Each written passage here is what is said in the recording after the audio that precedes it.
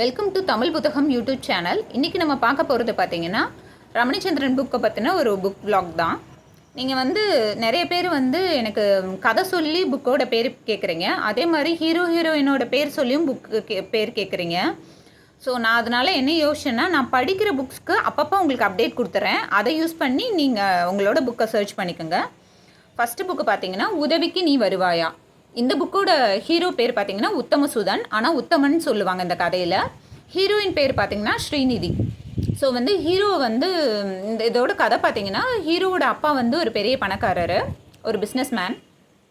அவருக்கு ஒரே பையன்தான் உத்தமன். அவங்க அம்மா இறந்துருவாங்க. ஸோ இவரை பார்த்துக்க வந்தவர் தான் இவங்க அத்தை ஒருத்தவங்க வருவாங்க. அவங்க பார்த்திங்கன்னா அவங்களுக்கு ஒரு பையன் இருப்பாங்க. ஸோ அவங்க பையனுக்கு எப்படியாவது இந்த சொத்தை பூரத்தையும் வாங்கி கொடுத்துடணும், அவங்க அண்ணன் சொத்தைன்னு சொல்லி இவங்க என்ன பண்ணுவாங்கன்னா, அவங்க அண்ணன்கிட்ட இல்லாத பொல்லாதமா உத்தமனை பற்றி தப்பு தப்பாக சொல்லி அவருக்கு ஒரு பேட் இமேஜ் க்ரியேட் பண்ணி வச்சுருப்பாங்க. அவங்க அப்பாவே அவரை வீட்டை விட்டு வெளியே போ அப்படின்னு சொல்கிற அளவுக்கு வச்சுருப்பாங்க. இவங்க பையன் நல்லவங்கிற மாதிரியும் உத்தமன் கெட்டவங்கிற மாதிரியும் அவங்க க்ரியேட் பண்ணி வச்சுருப்பாங்க. அந்த மாதிரி ஒரு சூழ்நிலையில் தான் ஹீரோயினோட அக்காவுக்கு இந்த அத்தை பையனை பெண் கேட்டு வந்திருப்பாங்க. ஹீரோயினோட வீடும் பணக்காரவங்க தான். ஆனால் அவங்க அப்பாவுக்கு ஒரே ஒரு கவலை என்னென்னா, அவர் எல்லாருமே அவர் புது பணக்காரன்னு சொல்கிறதுனால பாரம்பரியமாக பணக்காரவங்களாக இருக்க வீட்டில் இருந்து தான் மாப்பிள்ளை எடுக்கணும்னு அவருக்கு ஒரு ஆசை. ஆனால் இந்த அத்தையம்மா என்ன பண்ணுவாங்கன்னா, என் பையனுக்கு தான் எல்லா சொத்தும், நாங்கள் பாரம்பரியமாகவே ரொம்ப பணக்காரவங்க அப்படின்னு சொல்லி அந்த பொண்ணுங்களை வீட்டை நம்ப வச்சு அவங்க பொண்ணு கேட்டு வந்திருப்பாங்க. ஆனால் ஸ்ரீநிதிக்கு ஏதோ டவுட் இருந்துக்கிட்டே இருக்கும். இவங்களை பார்த்தா அப்படி தெரியலேன்னு ஹீரோயினுக்கு தோணிக்கிட்டே இருக்கும். ஸோ ஸ்ரீநிதி போய் உத்தமங்கிட்ட ஹெல்ப் கேட்குறாங்க. எப்படியாவது உங்கள் அத்தை வீட்டை பற்றி எங்கள் அப்பாவுக்கு புரிய வச்சு இந்த கல்யாணத்தை நிறுத்தணும்னு சொல்லி. இவங்க அதாவது உத்தமனும் ஸ்ரீநிதியும் சேர்ந்து அவங்க அக்கா கல்யாணத்தை நிறுத்துறதுக்காக அவங்க பிளான் பண்ணுறப்ப அவங்களுக்குள்ளே எப்படி ஒரு காதல் மலர்ந்துச்சு, அதே மாதிரி இந்த கல்யாணத்தை நிறுத்தினாங்களா என்ன மாதிரிங்கிறதா இந்த கதை. ரொம்பவே நல்லா இருக்கும். நீங்கள் இந்த கதையை ட்ரை பண்ணி பாருங்கள். அடுத்ததாக நம்ம பார்க்க போகிறது நான் என்பதும் நீ என்பதும்ங்கிற புக்கு. இந்த கதையோட ஹீரோ பார்த்திங்கன்னா புரந்தரன். இவங்க அப்பா பத்திரிக்கை நடத்திட்டுருப்பார். இவங்க அப்பாவுக்கு 2 மனைவிகள். ஒன்று புரந்தரனோட அம்மா முதல் மனைவி, அடுத்து இன்னொரு சித்தி இருப்பாங்க. அவங்களுக்கு ஒரு பையன் இருப்பாங்க.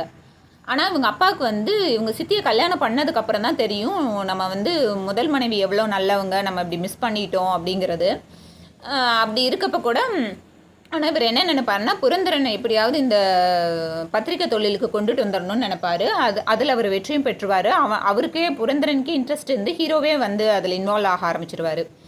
அப்படி இருக்க சூழ்நிலையில் தான் அவருக்கு தெரியும், அதாவது மகன் கல்யாணமே பண்ணிக்க விரும்பலை அப்படின்னு சொல்லிட்டு.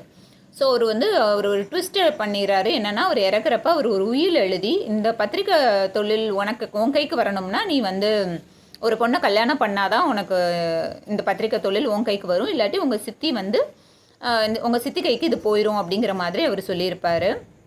ஸோ அவர் கல்யாணம் பண்ணி தான் ஆகணுங்கிற கட்டாயத்தில் இருப்பார். இருந்தாலும் அவருக்கு கல்யாணம் பண்ணிக்கிறதுல பெருசாக ஈடுபாடு இல்லை. இதை யோசிச்சுட்டே அவர் வண்டி ஓட்டிகிட்டு போகிறப்ப தான் ஒரு ஆக்சிடெண்ட் ஆயிரும். அந்த ஆக்சிடெண்ட்டில் தான் ஹீரோயினை சந்திப்பார். ஹீரோயினோட சூழ்நிலையும் எப்படி இருக்குன்னா, அவங்களுக்கும் அவங்க அம்மா அப்பா இல்லை, இறந்துருப்பாங்க. அவங்க அத்தை வீட்டில் தான் இருப்பாங்க.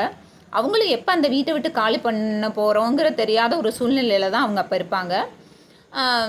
அப்படி இருக்க சூழ்நிலையில் தான் 2 பேத்துக்கும் கல்யாணம் ஆகும். ஹீரோயினுக்கு அவங்க பிடிக்காம தான் கல்யாணம் பண்ணிக்கிறாங்க.